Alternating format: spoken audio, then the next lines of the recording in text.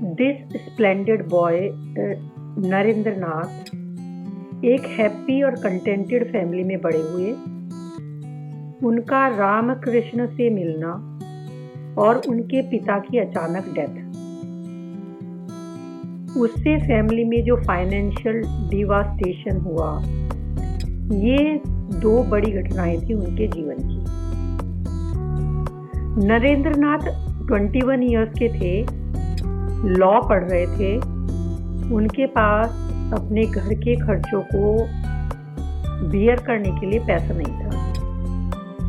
इस बात का एडवांटेज लेकर फैमिली ने, जो उनकी एक्सटेंडेड फैमिली थी, उसने कुछ लीगल बैटल स्टार्ट कर दी। भुवनेश्वरी दासी को अपने बच्चों के साथ वो घर छोड़ना पड़ा।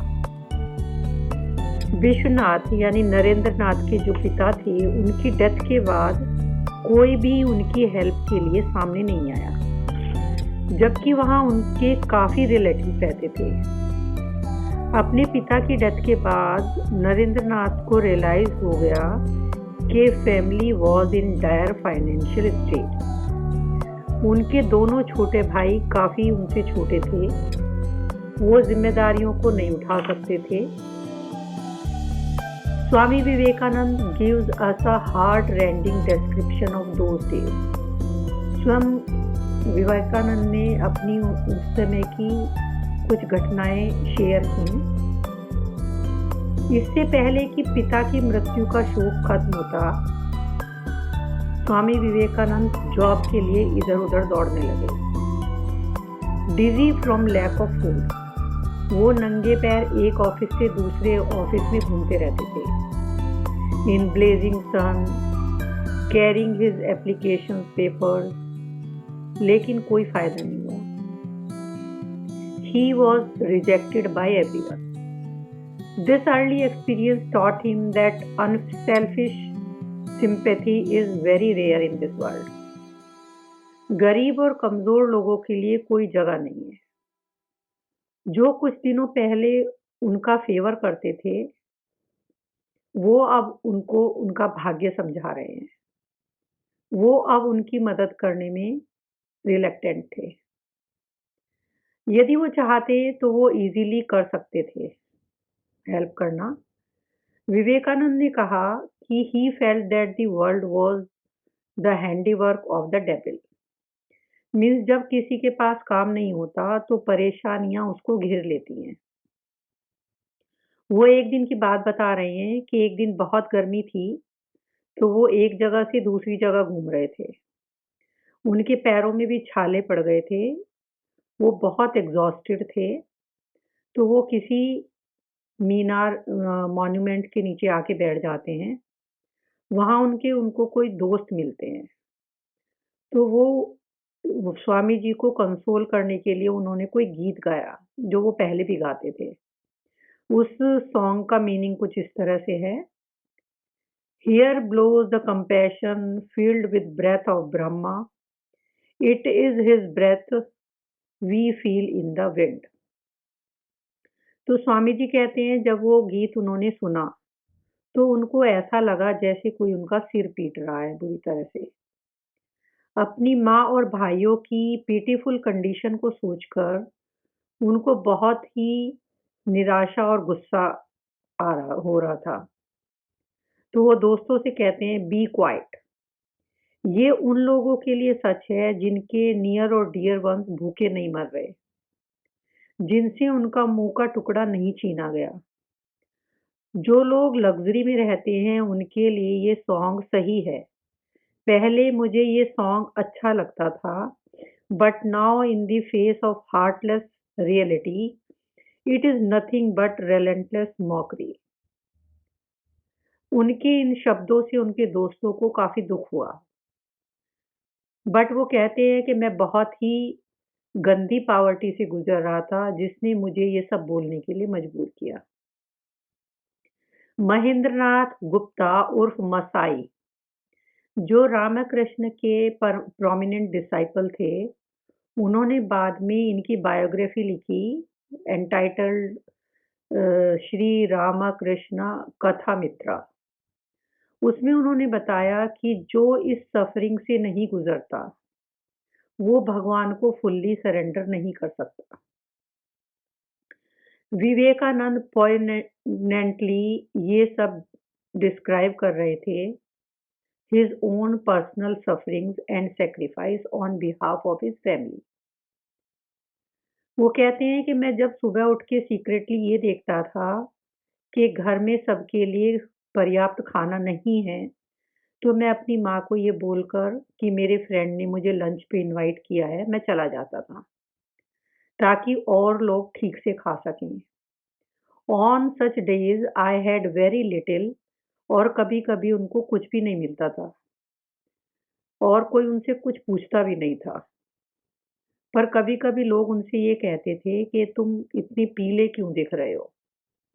मेरे एक फ्रेंड को जब ये सब पता चला, तो उसने उनको बताए बिना घर पे पैसा भेजा। तो स्वामी जी कहते हैं कि मैं उसका हमेशा कर्जदार रहूँगा। उनके कुछ बचपन के फ्रेंड्स कुछ अनैतिक ढंग से पैसा कमाने लगे थे। उनको जब स्वामी जी की गरीबी के बारे में पता चला, तो उन्होंने स्वामी जी को अपने साथ मिलाना चाहा।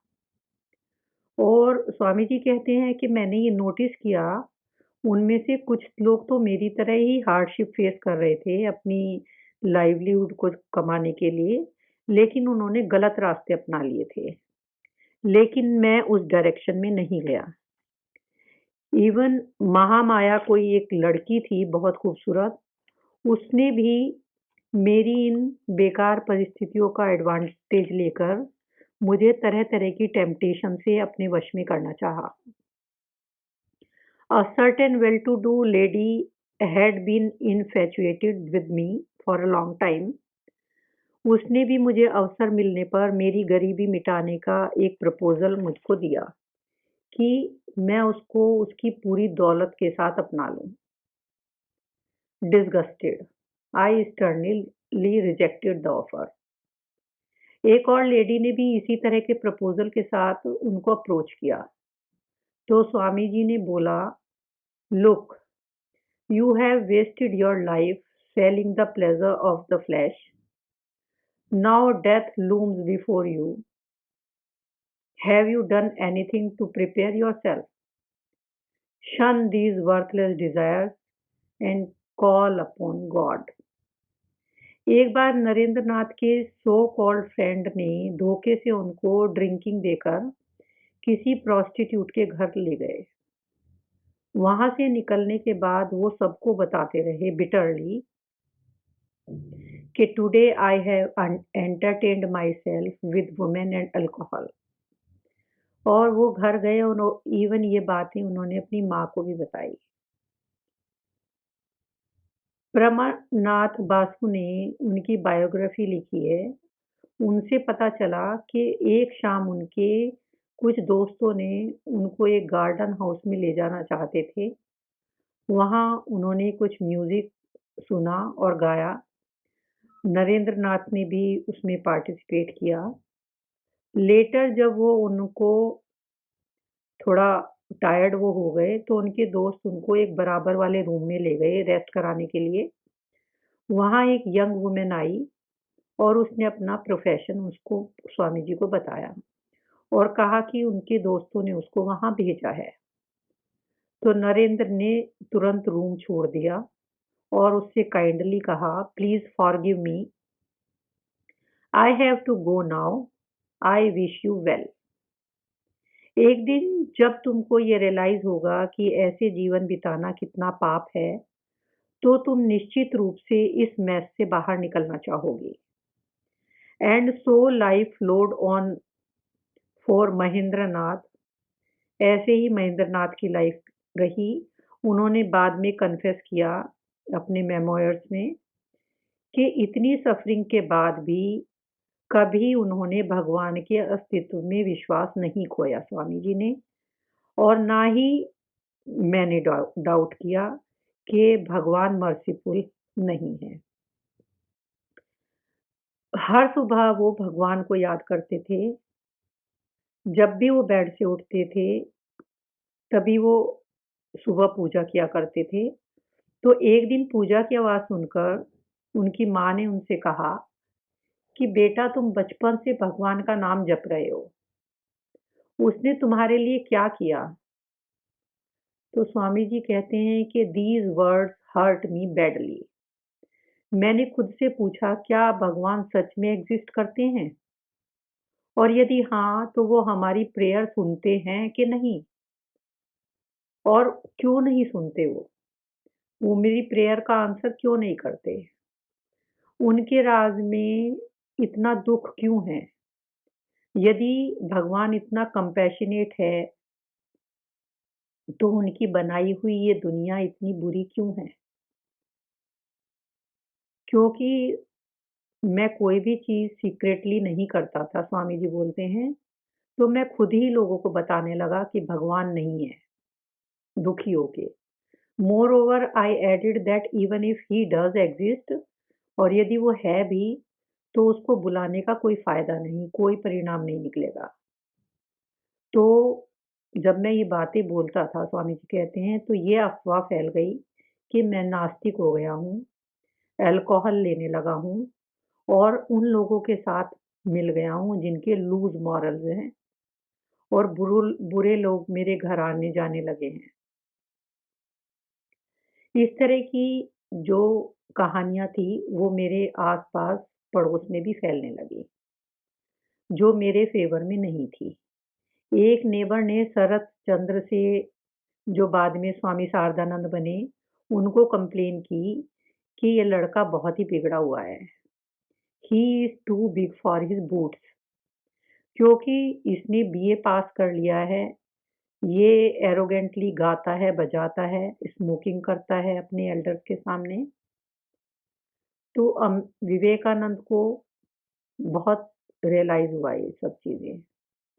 विवेकानंद ने अमेरिका में भी अपने शिष्यों के सामने बताया कि बीए की डिग्री के मिलने के बाद भी उनको कोई जॉब नहीं मिली। This will undoubtedly serve as an eye opener for those जो ये समझते थे कि कैलकाटा में job market was very lucrative. Narendra Nath job के लिए डोर टू डोर घूमे। एट लास्ट उनको मास्टर मसाई, जो मेट्रोपॉलिटन इंस्टीट्यूट के हेडमास्टर थे, उनके स्कूल में उनको पढ़ाने के लिए बुलाया। ये इंस्टीट्यूशन ईश्वर चंद विद्यासागर ने 1872 में बनाया था। नरेंद्र नाथ को वहाँ पे एज अ हेडमास्टर अपॉइंट कर दिया गया। और इनकी एक सिद्धेश्वरा लेन में भी एक और ब्रांच थी। विद्यासागर के सन इन लॉ इस स्कूल में सेक्रेटरी थे। उनको नरेंद्र नाथ नहीं पसंद थे। उन्होंने उनको नरेंद्र नाथ को डिसफेवर किया और अपने 9th और 10th क्लास के बच्चों को ये कहलवा दिया कि जो हेडमास्टर आया है नरेंद्र, ये हमको ठीक से नहीं पढ़ा रहा है। तो विद्यासागर ने उनको नौकरी से निकाल दिया। उन्होंने ये भी पता लगाने की कोशिश नहीं की कि वास्तव में मैटर क्या है। सिर्फ 3 महीने उन्होंने वहाँ जॉब किया और उनको वहाँ से स्कूल से निकाल दिया गया। यट वो अपने मन में विद्यासागर के अगेंस्ट कोई भी बिटर फीलिंग नहीं रखते थे। He only praised him as the great social reformer. Swami Bodhananda ने रामकृष्ण मिशन में जो थे रहते थे, उन्होंने मेट्रोपॉलिटन वाली घटना खुद देखी थी और वो उन्होंने बताई राइटर को कि जब वो स्टूडेंट थे जूनियर स्कूल में, तो उन्होंने, उनको याद है नरेंद्र नाथ उस समय एक बड़ा सा लबादा पहन के आते थे, एक बहुत ही लंबा कोई ट्राउजर और अंगरखा टाइप, और 6 फुट लॉन्ग चादर स्कार्फ वो अपने चारों तरफ गर्दन में लगा के रखते थे। एंड वो कभी-कभी एक हाथ में अम्ब्रेला और दूसरे हाथ में कोई रिलेवेंट टेक्स्ट बुक भी रखते थे। कहते हैं कि नरेंद्र नाथ ने फ्यूचर में गया के जमींदार रिकॉर्ड ऑफिस में भी नौकरी की, लेकिन इसके कोई प्रूफ्स नहीं है। ऑथर ये अज्यूम करते हैं कि उन्होंने क्योंकि मॉन्क बनना डिसाइड कर लिया था, इसलिए शायद वो नौकरी उन्होंने नहीं की। A full year had elapsed since his father's death. It was now March 9, 1885. लोगों में और क्रिटिक्स में ये क्वेश्चन उठा कि नरेंद्रनाथ बाय नेचर मॉन्क थे या ये इन सब कमियों की वजह से मॉन्कहुड की तरफ गए। क्या नरेंद्रनाथ ने मेट्रोपॉलिटन स्कूल छोड़ने के बाद काम किया? ये भी एक डिबेट का सब्जेक्ट है। एक हाई कोर्ट में उनका ये कहना था कि विद अघोरनाथ चट्टोपाध्याय की हेल्प से उनको एक कॉलेज में भी नौकरी मिली थी मेट्रोपॉलिटन स्कूल छोड़ने के बाद। कुछ दूसरे सोर्सेज ये कहते हैं कि वो अनएम्प्लॉयड ही रहे। उनकी गरीबी भी कुछ टेक्स्ट में डिस्क्राइब की गई है। We can form a reasonably accurate picture of the severity of the family crisis from a few isolated incidents gleaned from a variety of sources.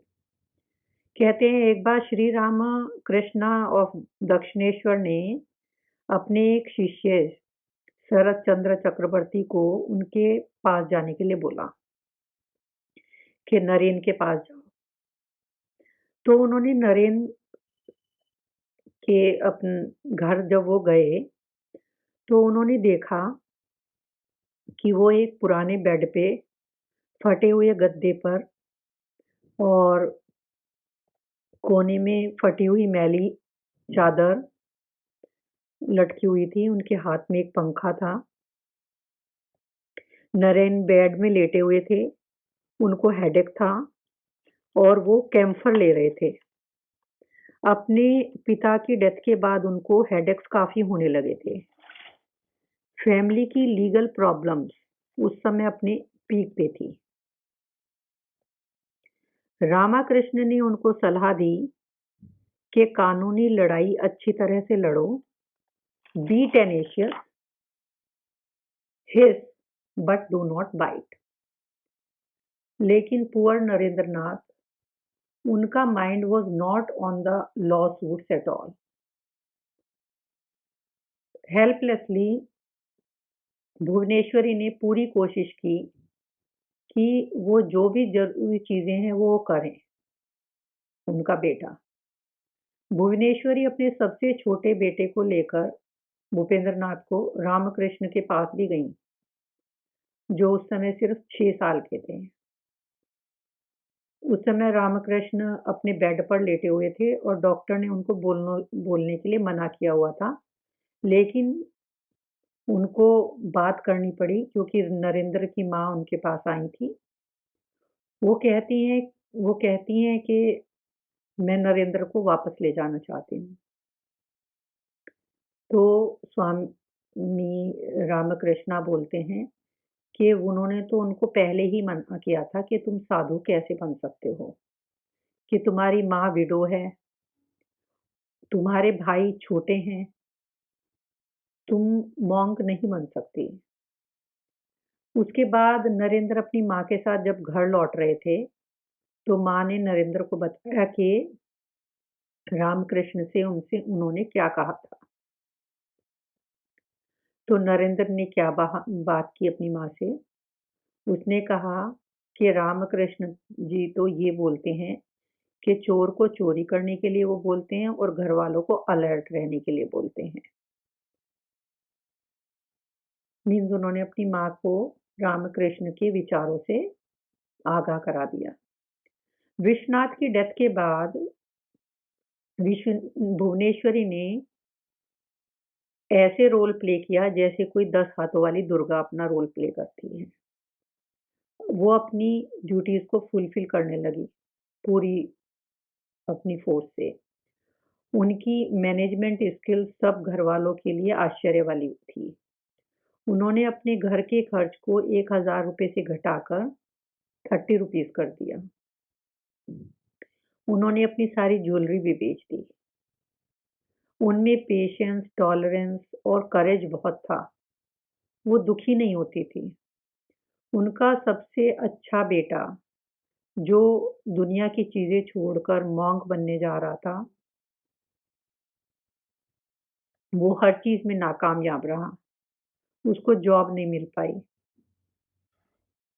लेकिन जिस तरह से भुवनेश्वरी दासी ने अपनी ड्यूटीज हैंडल की, इतने मुश्किल समय में वो हमेशा काम रही।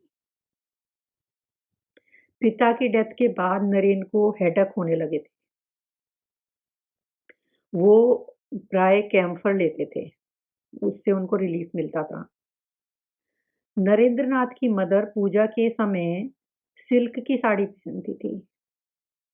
तो एक बार उनकी जब वो सिल्क की साड़ी फट जाती है, तो वो नरेंद्र से साड़ी लाने के लिए बोलती हैं। लेकिन क्योंकि उनके पास साड़ी लाने के पैसे नहीं थे, तो वो सिर झुकाकर चले जाते हैं।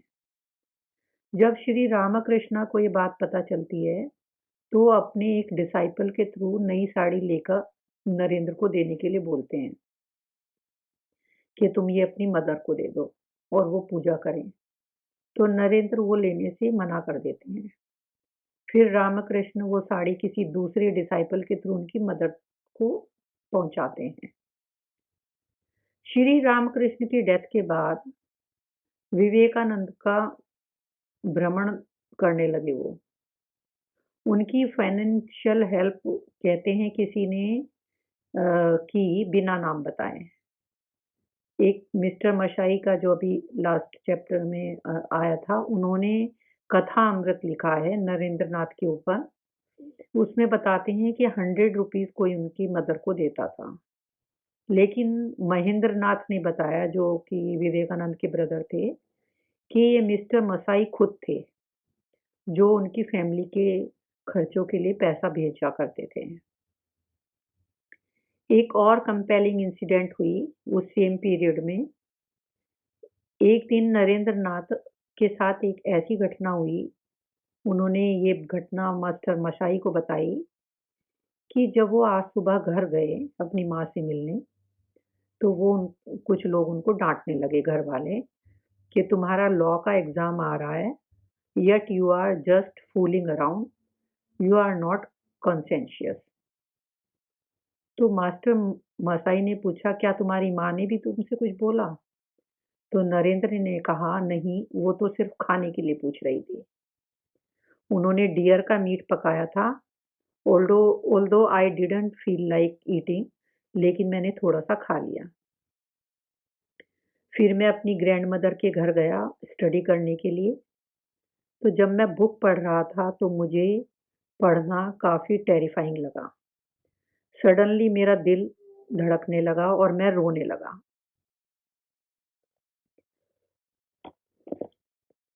वो कहते हैं कि मैं कभी भी अपनी लाइफ में इतना नहीं रोया। मैंने बुक एक साइड रखी और दौड़ने लगा। मेरे शूज फट गए। I ran along the roads of Cossipore to reach the master. क्योंकि इस कॉन्सेंशियस वर्ड ने मुझे इतना डिप्रेस कर दिया। लेकिन मुझे शंकराचार्य ने 3 चीजों के बारे में बताया, जो गुड फॉर्चून और तपस्या के थ्रू मिल सकती हैं। A sense of common humanity, the desire to be free and the company of a great soul. फिर मैंने रियलाइज किया कि मेरे पास तो ऑलरेडी तीनों चीजें हैं। मैं एक ह्यूमन बीइंग हूँ। थ्रू द पावर ऑफ तपस्या मैंने फ्री होने वाले एक्सपीरियंस को पा लिया है, and through the power of tapasya I have come to know such a great man. जब रामकृष्णा गुजर गए, यंग डिसाइपल एस्टेब्लिश्ड अ मठ at Baranagar. Here they embarked on their difficult spiritual journey. लेकिन नरेंद्र के क्राइसिस वैसे ही थे।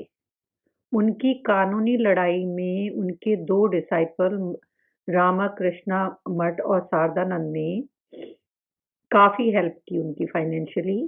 केदारनाथ ने भी उनकी काफ़ी हेल्प की, और भी काफ़ी लोगों ने के नाम मेंशन है जिनसे उनको पैसे लेने पड़े।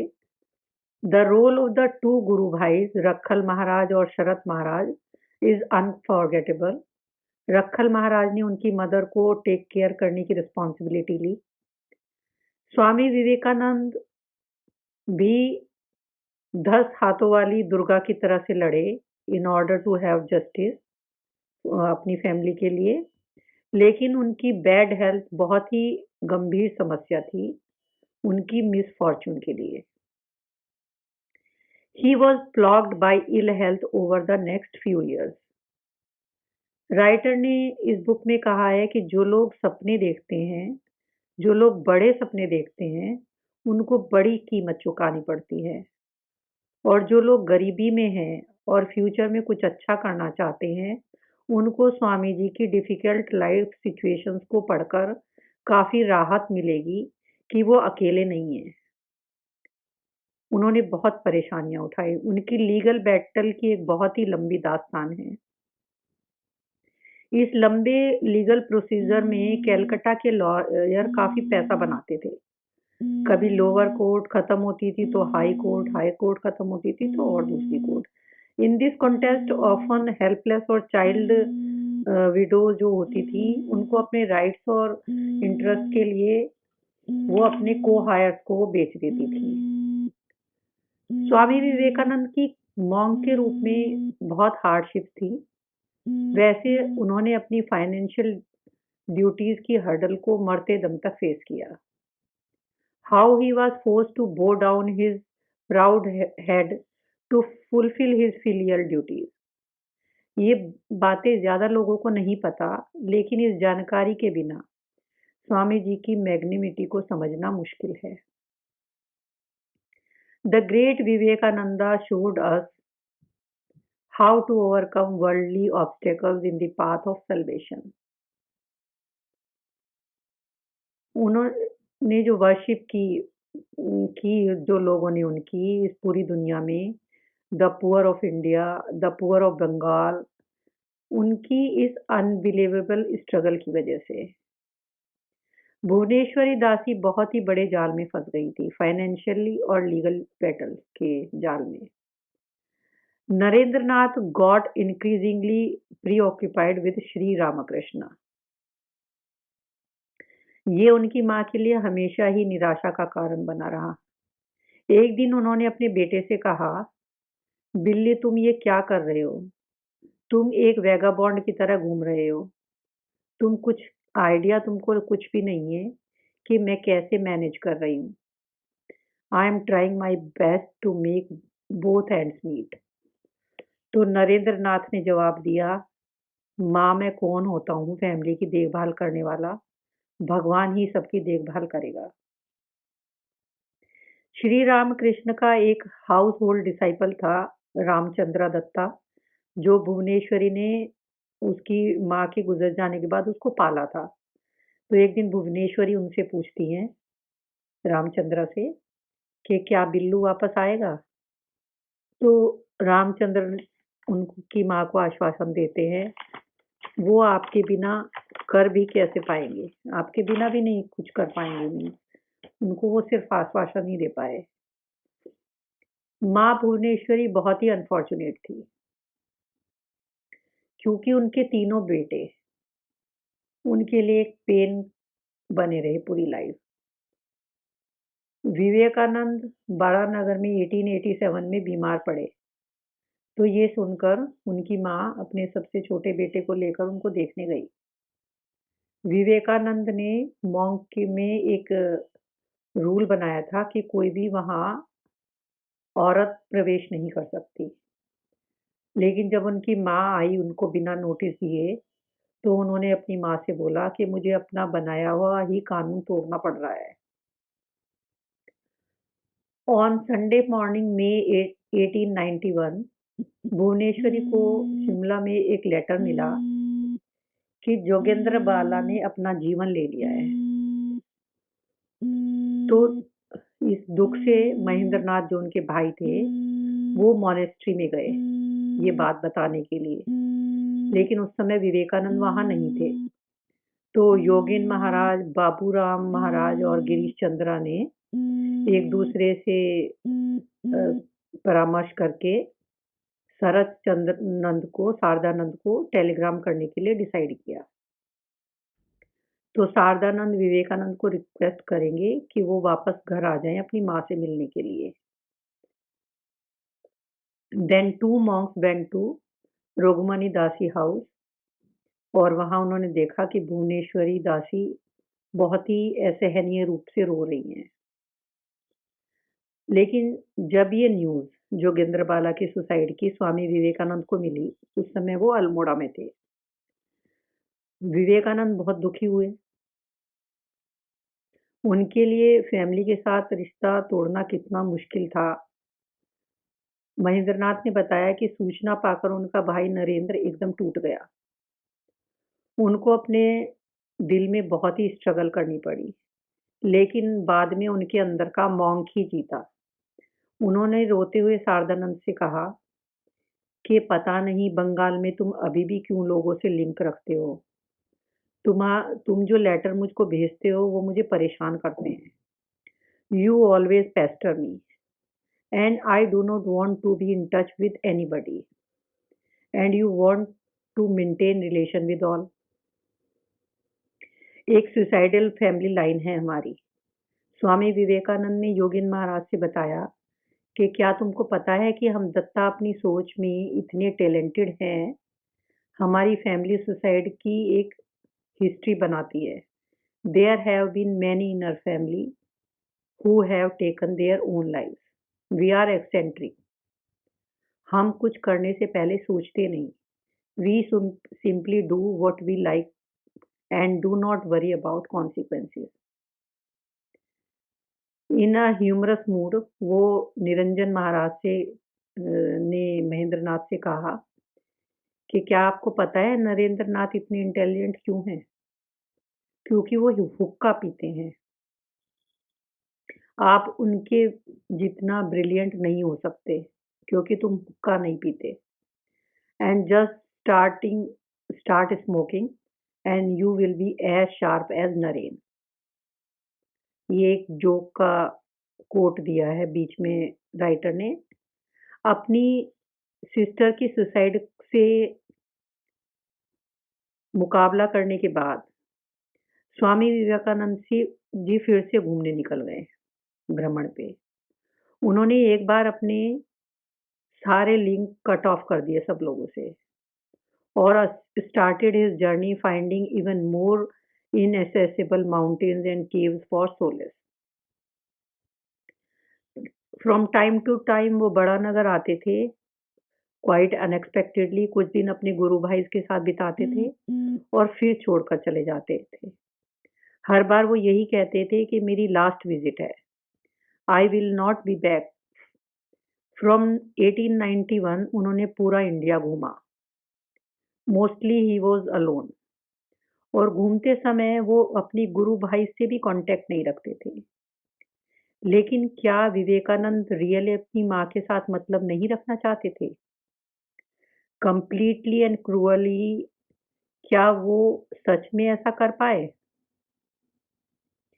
अभी उनके कुछ 550 लेटर्स अवेलेबल हैं स्वामी जी के, उनके जो भ्रमण के दौरान उन्होंने लोगों को लिखे। लेकिन उनमें से एक में भी सिर्फ उनकी मदर को एड्रेस नहीं है वो। क्या भुवनेश्वरी भी उनकी तरफ से साइलेंट रही? Did she never write to her Billu? It is scarcely believable. The mind refuses to accept it. यदि कुछ लेटर मिलते तो शायद उनके और उनकी मदर के रिलेशन का और ज्यादा समझ आ पाता। 29 जनवरी 1894 को श्री हरिदास देसाई को उन्होंने शिकागो से जूनागढ़ के लिए वो जो दीवान थे उनको लिखा। अपनी पुअर मदर और ब्रदर को देखा। क्या आपने मैं खुश हूँ। You have touch the only soft place in my heart. तो वो कहते हैं दीवान जी मैं कठोर दिल नहीं हूँ। यदि मैं सिर्फ इस दुनिया में किसी को प्यार करता हूँ तो वो सिर्फ मेरी माँ है। So, on the one hand, my vision of the future of Indian religion and that of the whole world, my love for millions of beings, sinking down and down for ages with nobody to help them, nobody with even a thought for them. On the other hand, making those who are nearest and dearest to me miserable. Means Swami ji एक तरफ तो जो उन्होंने life का purpose उन्होंने चुना था Indian religion को पूरा करने का, पूरी दुनिया को ठीक करने का, और दूसरी तरफ उनके माँ और भाई। लेकिन वो कहते हैं फिर भी मैं अपने पर्पस को ही चुनूंगा। मेरा जो पर्पस है लोगों की तरफ, मैं उसी को प्रायोरिटी पे रखूंगा। बाकी चीजें सब भगवान देखेगा, वो मेरे साथ है। I am sure of that if of anything. On another occasion सन्यासी ने खुद डिक्लेयर किया कि उन्होंने अपनी माँ की प्योरिटी और उसकी कैपेसिटी फॉर सेल्फलेस लव को इनहेरिट किया है, जिस वजह से वो अपने लिए ये रिवॉल्यूशनरी रोल कंटेम्पलेट कर पाए। Whatever good he had done in his life was only through the grace of his mother. माँ ने उनको उनकी इंग्लिश लैंग्वेज का ज्ञान दिया, मीन्स बुकिश नॉलेज के साथ मॉरल्स भी उन्होंने उनको दी। वो कहती थी कि चाहे लाइफ में कितनी भी कठिन परिस्थितियों का सामना करना पड़े, कभी भी अपने मॉरल वैल्यूज़ को नहीं खोना चाहिए। हमें अपनी वैल्यूज़ को नहीं छोड़ना चाहिए, ये एक पाप है। तो ये स्वामी जी ने अपनी माँ से सीखा। This gives us a unique insight into Swamiji's frame of mind during his itinerant years. चाहे वो कहीं भी रहे, वो अपने आप को फ्री नहीं कर पाते थे अपनी माँ की चिंता से। एट वन पॉइंट उन्होंने लिखा, जब मैं मद्रास में मनमथा बाबू के घर पे था, रुका हुआ था, तो मैंने एक सपना देखा कि my mother is no more. I felt heart broken. जब मैंने ये बात मनमथा बाबू को बताई कि मैंने क्या सपना देखा है, तो उन्होंने तुरंत कलकत्ता टेलीग्राम भेजा ये पता लगाने के लिए कि मेरी माँ ठीक है कि नहीं। और मद्रास के एक मेरी फ्रेंड जो उस समय मेरी अमेरिका यात्रा की ज़रूरी तैयारियां कर रहे थे, उन्होंने यूएस जाने से पहले मेरी माँ की वेल बीइंग की जानकारी के लिए किसी एक साधु से पूछा, उस फॉरकास्ट पूछा कि मेरी माँ ठीक है कि नहीं। तो उन्होंने बताया कि उनकी माँ ठीक है, और उन्होंने एक बात और बताई कि उनको अपने स्पिरिचुअल मिशन पर बहुत दूर जाना है, बहुत जल्द। विवेकानंद के इन दिनों जब वो ट्रेवल कर रहे थे, किसी के साथ कोई भी कांटेक्ट नहीं थे, ना फैमिली के साथ, ना गुरु भाई के साथ।